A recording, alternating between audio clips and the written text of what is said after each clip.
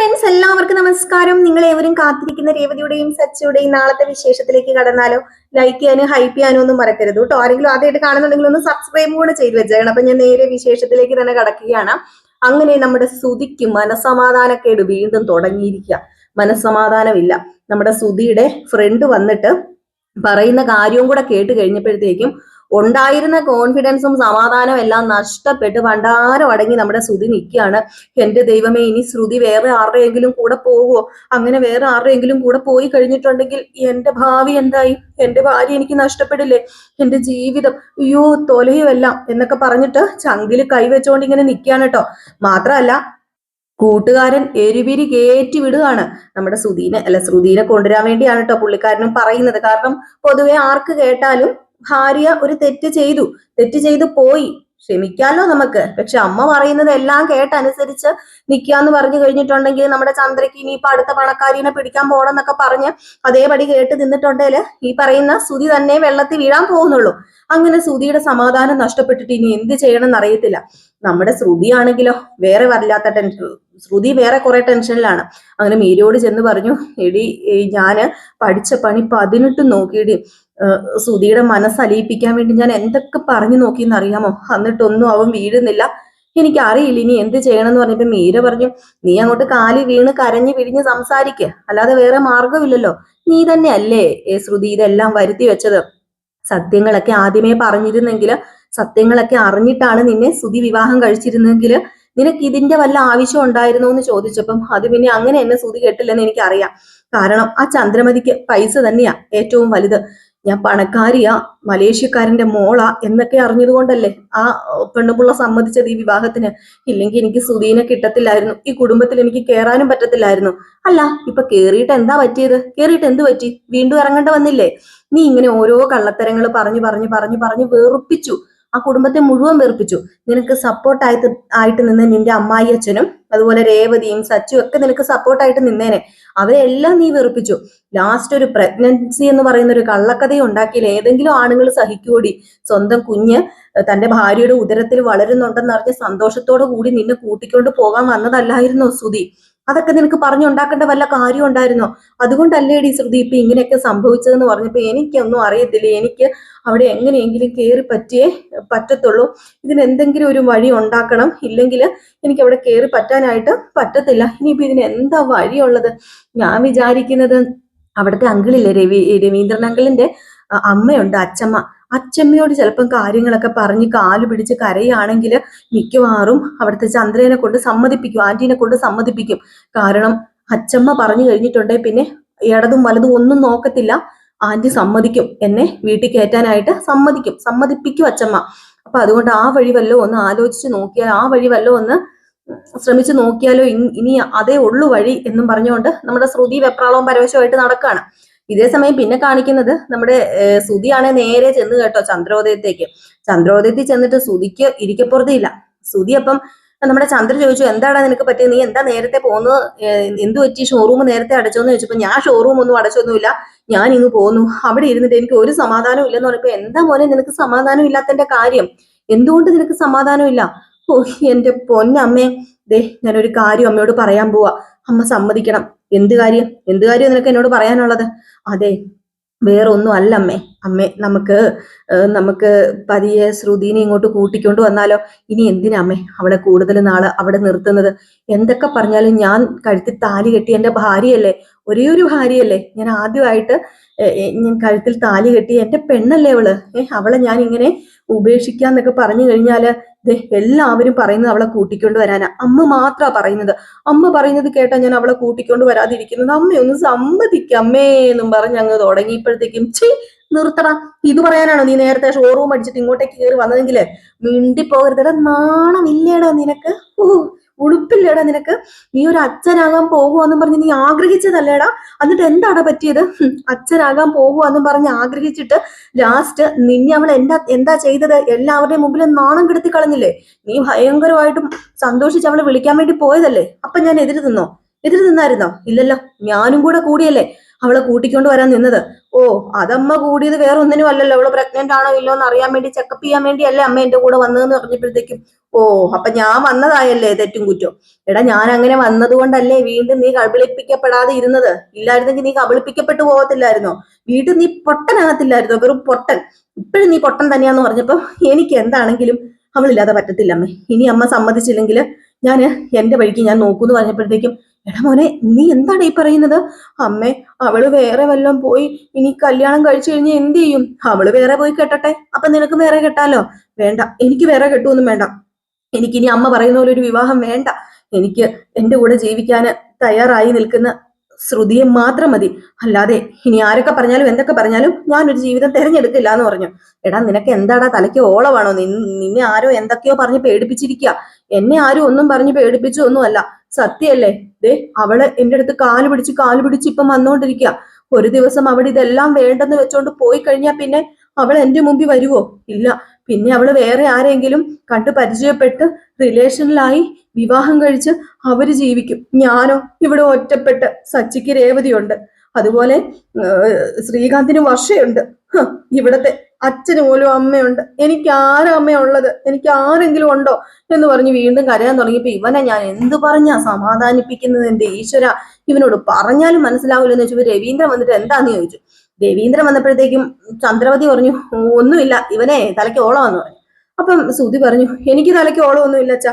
അച്ഛാ, ഞാനേ ശ്രുതിയെ കൂട്ടിക്കൊണ്ട് വരാൻ വേണ്ടി അമ്മയോട് ഒന്ന് സംസാരിക്കുകയായിരുന്നു. എനിക്ക് അവളെ കൂട്ടിക്കൊണ്ട് വരണമെന്നുണ്ട് അച്ഛാ. അവളെ ഇങ്ങോട്ടേക്ക് ഞാൻ കൂട്ടിക്കൊണ്ട് വരാൻ പോവും അച്ഛാന്ന് പറഞ്ഞപ്പോ, അല്ല, നീ കൂട്ടിക്കൊണ്ട് വന്നേ, നിനക്ക് നിന്റെ ഭാര്യനെ കൂട്ടിക്കൊണ്ട് വരണം എന്നുണ്ടെങ്കിൽ നീ കൂട്ടിക്കൊണ്ട് വരണം. നീ എന്തിനാ നിന്റെ അമ്മയോടും അച്ഛനോടും ഒക്കെ അനുവാദം ചോദിക്കുന്നത്? എടാ, നീ 10-18 വയസ്സ് കഴിഞ്ഞൊരു അല്ല 10-18 വയസ്സ് കഴിഞ്ഞൊരു പുരുഷനല്ലേ. നിനക്ക് ഏത് സ്ത്രീയുടെ കൂടെ ജീവിക്കാനും ഉള്ള ഒരു അവകാശം നമ്മുടെ ഇന്ത്യൻ ഭരണഘടന തരുന്നുണ്ട്. അപ്പൊ നിനക്ക് പിന്നെ ജീവിക്കത്തില്ലേന്ന് ചോദിച്ചപ്പം അത് പിന്നെ അമ്മ സമ്മതിക്കാതെ, ഓ, ഇപ്പോഴും നീ അമ്മേനെ പിടിച്ചോണ്ട് അവിടെ ഇരുന്നോ? എടാ, നീ നിന്റെ അമ്മയുടെ സാരിത്തുമ്പി പിടിച്ചോണ്ട് നടക്കാതെടാന്ന് പറയുമ്പോഴത്തേക്കും ദേ രവിയേട്ടാ, ഇവനെ പറഞ്ഞു മാറ്റാൻ അങ്ങനെ നോക്കിയാലുണ്ടല്ലോ എന്ന് പറഞ്ഞ് നമ്മുടെ ആരാ ഇവള് എന്തോ പെട്ടെന്ന് അങ്ങോട്ട് എന്തോ ഒരു ഓർമ്മ അങ്ങോട്ട് പോയി കേട്ടോ. എന്തോ വേറെ ചിന്തിച്ചു. അതാണ് നമ്മുടെ ചന്ദ്ര പറയാണ്. അപ്പൊ ചന്ദ്ര ഇങ്ങനെ പറഞ്ഞു കഴിയുമ്പോഴത്തേക്ക് രവീന്ദ്രൻ പറയുന്നുണ്ട്, മോനെ സുധി, പറയാനുള്ളത് ഞാൻ പറഞ്ഞു. നിനക്ക് നിന്റെ ഭാര്യനെ വിളിച്ചോണ്ട് വരണമെന്നുണ്ടെങ്കിൽ നീ വിളിച്ചോണ്ട് വരിക. നീയാണ് അവളുടെ കൂടെ ജീവിക്കേണ്ടത്, നിങ്ങളാണ് ഒരുമിച്ച് ജീവിക്കേണ്ടത്. തീരുമാനങ്ങൾ നിങ്ങളായിട്ട് എടുക്കുക. അല്ലാതെ അച്ഛൻ പറയുന്നതോ അമ്മ പറയുന്നതോ അനിയൻ പറയുന്നതോ ചേട്ടൻ പറയുന്നതോ ഒക്കെ കേട്ട് നിൽക്കാൻ പോയി കഴിഞ്ഞിട്ടുണ്ടെങ്കിൽ പിന്നെ പറഞ്ഞിട്ട് ഒരു കാര്യമില്ല എന്ന് പറഞ്ഞു. ഏതായാലും ഇത്രയും പറഞ്ഞു കഴിഞ്ഞപ്പോഴത്തേക്കും നമ്മുടെ ചന്ദ്ര ഭീഷണിപ്പെടുത്തുവാണ് കേട്ടോ.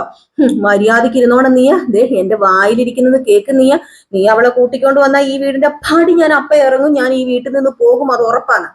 ഏതായാലും ഇത്രയും പറഞ്ഞിട്ട് ചന്ദ്രമതി അകത്ത് കയറി പോയപ്പോഴത്തേക്ക് നമ്മുടെ രവീന്ദ്രൻ പറഞ്ഞ, ചന്ദ്ര എന്തിനാടി നീ അവനിട്ട് കുരങ്ങ് കളിപ്പിക്കുന്നത്? അവന് അവളെ വിളിച്ചോണ്ട് വരാൻ ഇഷ്ടമാണെങ്കിൽ വിളിച്ചോണ്ട് വരട്ടെ, നിനക്ക് എന്തിന്റെ സൂക്കേടാ? അങ്ങനെ വിളിച്ചോണ്ട് വന്നാലേ ഈ ചന്ദ്രയുടെ കൊക്കിന് ജീവനുണ്ട്, അത് നടക്കത്തില്ല. ചന്ദ്ര ഈ വീട്ടിൽ കാണത്തില്ല എന്ന് പറഞ്ഞപ്പോ, നീ ഈ വീട്ടിൽ കാണത്തില്ലെങ്കിൽ ഓക്കെ, എനിക്കൊരു കാര്യം പറയാനുണ്ട്. നീ ഈ വീട്ടിൽ കാണത്തില്ലായിരിക്കും, നീ ഒരു കാര്യം ഓർക്കണം. ഇനിയിപ്പം നീ ഈ വീട്ടിൽ നിന്ന് പോകുന്നല്ലേ പറഞ്ഞത്? ശ്രുതിനെ വിളിച്ചോണ്ട് വന്നാൽ നിന്റെ മകൻ ചിലപ്പോഴേ ഈ വീട്ടിൽ വിളിച്ചോണ്ട് വന്നാലല്ലേ നീ പോകുന്നത്. ചിലപ്പം ശ്രുതി വേറെ വീടെടുത്ത് അവളെ കൊണ്ടുപോയി താമസിപ്പിച്ചാൽ നീ എന്ത് ചെയ്യും? അപ്പോഴത്തേക്കുമാണ് ചന്ദ്ര, ഓ ശരിയാണല്ലോ, അങ്ങനെ ഒരു ഇതുണ്ടല്ലോ. അപ്പം ചന്ദ്ര പറഞ്ഞു, ഈ എന്റെ മോൻ അങ്ങനെയൊന്നും ചെയ്യത്തില്ല. ആര് പറഞ്ഞു? എടീ, 2 പേരെ തകർക്കണമെങ്കിൽ അതിന് കുറച്ച് പ്രയാസമുണ്ട്. അവരെ ഒരുമിച്ച് ജീവിച്ചവരാ, ഒന്നിച്ച് അവര് കിടക്ക പങ്കിട്ട് അവർ ഒരുമിച്ച് ഒരു മനസ്സും ഒരു ശരീരമൊക്കെ ആയിട്ട്, 2 മനസ്സും ഒരു ശരീരമൊക്കെ ആയിട്ട് ഒന്നിച്ച് ജീവിച്ചവരാ അവര് ഭാര്യയും ഭർത്താവുമാണ്. അവര് ലീഗലി ഭാര്യയും ഭർത്താവുമാണ്. അപ്പം വേറെ ആരൊക്കെ ഇടപെട്ടാലും അവർക്ക് പിരിയണമെന്ന് തോന്നിയാലേ അവർക്ക് പിരിയാൻ പറ്റത്തുള്ളൂ. നീ വെറുതെ ഇങ്ങനെ കിടന്ന് പറഞ്ഞിട്ട് ഒരു കാര്യമില്ല. നിനക്ക് വേറെ പണി ഉണ്ടെങ്കിൽ നീ വേറെ വല്ല പണി നോക്ക് ചന്ദ്ര. നീ എന്തിനാ ഇങ്ങനെ ചുമ്മാ ഓരോന്നും പറഞ്ഞിങ്ങനെ നടക്കുന്നത്? നീ സച്ചിയുടെ രേവതിയുടെ ജീവിതം തകർക്കാൻ നോക്കി, എന്നിട്ട് എന്ത് പറ്റി രേവതിക്ക്? രേവതി സിമ്പിൾ ആയിട്ട് ഇപ്പം ആ ഓർഡർ ചെയ്തെടുക്കാൻ പോകുന്നു. നാളെ ഉണ്ടോടി നിനക്കെന്ന് ചോദിച്ചപ്പം, രവിയേട്ടനെ എന്റെ ഭർത്താവല്ലേ, അപ്പൊ എന്റെ കൂടെയല്ലേ നിൽക്കേണ്ടത്? കണ്ടില്ലേ, ശ്രുതി തെറ്റ് ചെയ്തിട്ട് പോലും ശ്രുതിയുടെ കൂടെ നിൽക്കുക. അതുപോലെ രേവതി സച്ചിൻ കട്ടക്ക് നിൽക്കുക. അപ്പൊ എന്റെ ഭർത്താവ് എന്നെ കുറ്റപ്പെടുത്തുന്നു. എടി ചന്ദ്ര, നിന്നോട് സ്നേഹം ഉള്ളത് കൊണ്ടാ ചന്ദ്ര ഇത്രയും നാൾ ഞാൻ നിന്നെ അടിക്കാതെ, നിന്നെ ഒന്നും ഉപദ്രവിക്കാതെ നോവിക്കാതെ നിന്നെ ഞാൻ ഇങ്ങനെ നോക്കിക്കൊണ്ട് വന്നത് എന്തുകൊണ്ടാ? നിന്നോട് സ്നേഹമുള്ളത് കൊണ്ടല്ലേ? നീ എന്റെ സ്ഥാനത്ത് വേറെ വല്ലവരും ആയിരുന്നെങ്കിൽ എന്റെ പൊന്നു ചന്ദ്രൻ നിന്റെ രണ്ട് കരണവും പോഞ്ഞേനെ. നിന്റെ അണപ്പല്ല് രണ്ട് സൈഡിലും ഒരൊറ്റ ഒരെണ്ണം കാണത്തില്ലായിരുന്നു. ആ അവസ്ഥയിലായനെന്ന്. ഏതായാലും ഇതൊക്കെ കഴിഞ്ഞിട്ട് പിന്നെ കാണിക്കുന്ന സീൻ എന്ന് പറഞ്ഞിട്ടുണ്ടെങ്കിൽ നമ്മുടെ ഹേമേനെയാണ് കേട്ടോ. അപ്പൊ ഹേമ വല്ലാത്ത സിറ്റുവേഷനില്ല. ഞാൻ ഇന്നലെ പറഞ്ഞായിരുന്നല്ലോ, ഹേമ ഇത് ക്യാൻസലായി, ഓർഡർ ക്യാൻസലായി എന്നൊക്കെ ഓർത്തിരിക്കുമല്ലേ. അപ്പം നേരെ ഹേമ ചെല്ലുന്നുണ്ട് ഈ ഒരു ഓർഡർ കൊടുത്ത അയാളുടെ അടുത്തേക്ക്, ഈ ഒരു ഡെക്കറേഷൻ ചെയ്യാൻ കൊടുത്ത ഓർഡർ കൊടുത്ത അയാളുടെ അടുത്തേക്ക് ചെന്നിട്ട് ഏതായാലും ഇനിയിപ്പോ രേവതി ക്യാഷും കൊണ്ടൊന്നും വരില്ല എന്നൊക്കെ ഓർത്തിട്ടായിരിക്കാം ചെല്ലുന്നത്. അപ്പം ഈ ഗുണ്ടകളെ പോലീസുകാരെ പിടിച്ചോണ്ട് പോയ കാര്യമൊന്നും അറിയാതെയാണ് നേരെ ചെല്ലുന്നത് കേട്ടോ. എങ്ങോട്ടേക്ക്? ഈ ഓർഡർ കൊടുത്ത ആളുടെ അടുത്തേക്ക്. അപ്പൊ ഞാൻ ഇന്നലെ വൈകിട്ട് ഞാൻ പറഞ്ഞായിരുന്നു. അപ്പൊ അങ്ങനെ അയാൾ പറയുന്നുണ്ട് രേവതി ക്യാൻസൽ ചെയ്തിട്ടില്ല ഹേമ മേഡം, രേവതി തന്നെ ഈ വർക്ക് ചെയ്യുന്നത് എന്ന് പറഞ്ഞു. അപ്പൊ ഞെട്ടിപ്പോയി. അങ്ങനെ അന്വേഷിച്ച് കഴിഞ്ഞപ്പോഴത്തേക്കുമാണ് ഹേമയ്ക്ക് മനസ്സിലായത് ആ ഗുണ്ടകള് എന്താ പോലീസ് പൊക്കിക്കൊണ്ട് പോയെന്നും അച്ചമ്മ വന്നിങ്ങനെ രക്ഷിച്ചു എന്നൊക്കെ മനസ്സിലായത് അപ്പോഴാണ്. ഇതിനിടയ്ക്ക് നമ്മുടെ സച്ചി പോകുന്നുണ്ട് കേട്ടോ. സച്ചി ഹേമേനെ കാണാനായിട്ട് പോകുന്നുണ്ട്. അങ്ങനെ സച്ചി ചെന്നിട്ട് സച്ചിയും നമ്മുടെ രേവതിയും കൂടെ തന്നെയാണ് പോകുന്നത്. ചെന്നിട്ട് ഹേമയുടെ അടുത്തേക്ക് ഇങ്ങനെ ചെന്ന് വണ്ടി അങ്ങോട്ട് ക്രോസ് ആയിട്ട് വെച്ചിട്ട് ഒരു രണ്ടുപേരും ഇറങ്ങി. അങ്ങനെ രേവതി ചോദിച്ചു, നീ എന്താടി ഓർത്തത്? നീ ഓർത്തോ ഞാൻ അങ്ങോട്ട് ഇല്ലാതായി പോകുന്നു, എന്നെ അങ്ങോട്ട് ഇല്ലാതാക്കി കളഞ്ഞിട്ട് നിനക്ക് ആ ഓർഡർ മേടിച്ചെടുക്കാന്ന് നീ ഓർത്തെങ്കിലേ വെറുതെ അടി. അതെ, ഈ രേവതിയുടെ കുടുംബം ഏതാന്ന് നിനക്ക് അറിയത്തില്ലാഞ്ഞിട്ടാ എന്റെ അച്ഛമ്മ അടി വന്ന് നീ അയച്ച രണ്ട് ഗുണ്ടകളെയും കൂടെ ഇടിച്ച് പഞ്ചറാക്കി പോലീസ് സ്റ്റേഷനിൽ പിടിച്ചു കൊടുത്തത്. ദേ ഞങ്ങളോട് കളിക്കാൻ വന്നു കഴിഞ്ഞാല് ഇങ്ങനെ ഇരിക്കും. എടി ദൈവത്തിന്റെ മുമ്പിലാടി ഞാൻ കരഞ്ഞ് പ്രാർത്ഥിക്കുന്നത്, ദൈവത്തിന്റെ മുമ്പിലാടി ഞാൻ എന്നും കൈയെടുത്ത് നിൽക്കുന്നത്. ദൈവം ഈ രേവതിയുടെ കൂടെ ഉണ്ടടിന്ന്. അപ്പൊ സച്ചി പറഞ്ഞു, അല്ല ഹേമ മേഡം പഠിച്ച പണി 18 നോക്കിയിട്ട് എന്തായി ഇപ്പം? എന്ത് സംഭവിച്ചു ഇപ്പം? ഒന്നും അങ്ങോട്ട് ഏശിയില്ലല്ലേ ഹേമ മേഡം? ദേ ഇവളെ വെറും രേവതി അല്ല, ദേ ഇവള് ഞങ്ങളുടെ വീടിന്റെ വിളക്ക. ഇവൾ ആരാണെന്നേ അറിയത്തില്ല. ഇവൾ ആരാണെന്ന് അറിയണമെങ്കിൽ ഇവളുടെ കൂടെ ഒന്ന് കോമ്പറ്റീഷൻ നടത്തി നോക്ക്. ഞാനും രേവതിയും ഒരുമിച്ച് നിന്ന് കഴിഞ്ഞാല് പിന്നെ ആര് വന്നാലും തോൽപ്പിക്കാൻ പറ്റില്ല. നീ അത് ഓർത്തോ ഹേമേ. നീ വിട്ടുപിടി, രേവതിനെ വിട്ടുപിടി. നീ എവിടെയെങ്കിലും പോയി ഓർഡർ പിടിക്കോ എടുക്കോ എന്ത് വേണമെങ്കിലും ചെയ്തോ, നിന്റെ ഓർഡർ തട്ടിയെടുക്കാനൊന്നും രേവതി വരുന്നില്ലെന്നേ. ഇനി അങ്ങാണം ഇത് ആവർത്തിച്ചു കഴിഞ്ഞാല് ഇതല്ലായിരിക്കും ഈ സച്ചി ആരാന്ന് നിനക്ക് അറിയണം എന്നുണ്ടെങ്കിൽ നീ ചുറ്റും ഒന്ന് അന്വേഷിച്ചാൽ മതി. അപ്പൊ നിനക്ക് മനസ്സിലാകും ഈ സച്ചി ആരാന്നുള്ള കാര്യം. പിന്നെ നീ എന്റെ അടുത്തേക്ക് വരത്തില്ലെന്ന് പറഞ്ഞപ്പോ നോക്കിക്കോ, ഇതിനൊക്കെ ഞാൻ പകരം വീട്ടിയില്ലെങ്കിൽ നോക്കിക്കോ. ഈ ഹേമയുടെ കളത്തിൽ കയറി കളിച്ചാലേ വെറുതെ വിടത്തില്ല ഒറ്റ ഒരെണ്ണത്തിനെന്ന് പറഞ്ഞപ്പം നിനക്ക് പറ്റുന്നിടത്തോളം നീ മത്സരിക്കുക ഹേമേ, ഞങ്ങളും പറ്റുന്നിടത്തോളം മത്സരിച്ചോളാം. എന്റെ ഭാര്യ ഉണ്ടല്ലോ, പൂ കെട്ടുന്നത് വരെ രാത്രി കണ്ണടച്ചിരുന്ന് കെട്ടും. അത്രയ്ക്ക് മാത്രം മിടിക്കുക അവള്. അവളുടെ അടുത്ത് മത്സരിക്കാൻ വന്നാൽ തോറ്റു പോകുള്ളൂ, തോറ്റു തുന്നം പാടുള്ളൂ എന്ന് പറഞ്ഞു. ഏതായാലും ഈ സീൻ കഴിഞ്ഞ് പിന്നെ കാണിക്കുന്ന സീൻ എന്ന് പറഞ്ഞിട്ടുണ്ടെങ്കിൽ നമ്മുടെ രേവതി പൂവൊക്കെ ഇറക്കുകയാണ് കേട്ടോ. ആകെ മൊത്തം വീട്ടിൽ ആഘോഷമേളമാണ്. കുറെ ചേച്ചിമാരൊക്കെ വന്ന് പൂവൊക്കെ കെട്ടുന്നുണ്ട്. അപ്പൊ ഇതിനിടയിലായിക്കോട്ടെ നമ്മുടെ വർഷയ്ക്ക് വല്ലാത്ത അസ്വസ്ഥത. കൊച്ചിനെ വയറ്റിലിട്ടിട്ട് അങ്ങോട്ട് പറ്റണില്ല. എങ്ങനെയെങ്കിലും ഇല്ലാതാക്കണം, എങ്ങനെയെങ്കിലും നശിപ്പിക്കണം കൊച്ചിനെ. അതിനിപ്പോ എന്താ വഴി എന്നൊക്കെ ഇങ്ങനെ ആലോചിച്ച് പറ്റിപ്പിറക്കി നടക്കുകയാണ് കേട്ടോ. ഏതായാലും നമ്മുടെ വർഷ വല്ലാത്ത ക്രൂരതയാണ് കാണിക്കുന്നത്. അപ്പൊ എന്ത് സംഭവിക്കുന്നൊക്കെ നമുക്ക് കാത്തിരുന്നത് തന്നെ കാണാട്ടോ. അപ്പം എല്ലാവരും കാത്തിരിക്കുക. ഇന്നും രാവിലെ ഫുൾ വിശേഷവും വൈകിട്ട് പ്രമോ വിശേഷവുമായിട്ട് നമ്മൾ നിങ്ങളുടെ മുമ്പിൽ എത്തുന്നുണ്ട് കേട്ടോ. ഇന്നും രാവിലെ വിത്ത് ഡയലോഗ് സഹിതമാണ് നമ്മൾ ഫുൾ വിശേഷം ഇടുന്നത്. ഇന്നും രാവിലെ ഇടുന്നുണ്ട്, അതും ഡയലോഗ് സഹിതം ഞാൻ പറയുന്നുണ്ട്. ഒരൊറ്റ സംഭാഷണം പോലും വിട്ട് കളയാതെ ഞാൻ നമ്മുടെ ചാനലിൽ എങ്ങനെയാണോ വരുന്നത് അതേപടി ഞാൻ പറയുന്നുണ്ട്. അതാണ് കുറച്ച് ലെങ്തി ആയി പോകുന്നത് രാവിലെ ഇടുന്ന വീഡിയോസേ. അത് ഞാൻ ഫുള്ള് പറഞ്ഞ് തീർക്കുന്നത് കൊണ്ടാണ് കേട്ടോ. അപ്പം നിങ്ങളുടെ സ്നേഹത്തിനും സപ്പോർട്ടിനും ഒക്കെ ഒരുപാട് നന്ദിയുണ്ട്. ഒരു 4-5 വർഷമായിട്ട് എൻ്റെ കൂടെ എല്ലാവരും ഉണ്ട്. ആ ഒരു സപ്പോർട്ട് ഇനി അങ്ങോട്ട് ഉടനീളം ഉണ്ടാകുമെന്ന് പ്രതീക്ഷിക്കുന്നു. എൻ്റെ എല്ലാ സബ്സ്ക്രൈബേഴ്സിനും 1000 നന്ദിയുണ്ട്. നമുക്കിപ്പോൾ 2 ലക്ഷത്തിൽ മേലെ സബ്സ്ക്രൈബേഴ്സ് ഉണ്ട്. ഈ ഒരു സ്നേഹം എല്ലാവരും ഉടനീളം തരുന്ന പ്രതീക്ഷയോട് കൂടി നിർത്തുന്നു. ലൈക്ക് ചെയ്യാനും ഹൈപ്പ് ചെയ്യാനും ഒന്നും മറക്കരുത്. അപ്പം ടാറ്റാ, ബൈ ബൈ.